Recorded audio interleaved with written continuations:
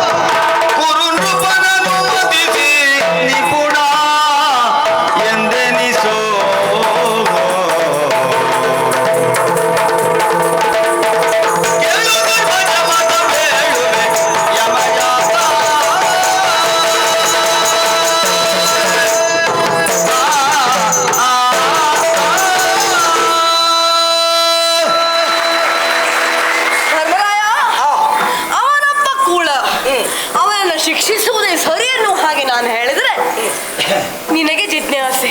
ಏನಂತ ಕಾರ್ಯ ಮಾಡಿದ್ದಾನೆ ಅವ ಹಾಗೆ ದುಷ್ಟ ಎನ್ನುವ ಹಾಗೆ. ಅವ ಏನಾಯ್ತು ನಿನಗೆ? ಅವನ ದುಷ್ಟ ಕಾರ್ಯಗಳನ್ನೆಲ್ಲ ಮರೆತು ವ್ಯವಹರಿಸುತ್ತಿದ್ದೀಯ ಹೇಗೆ?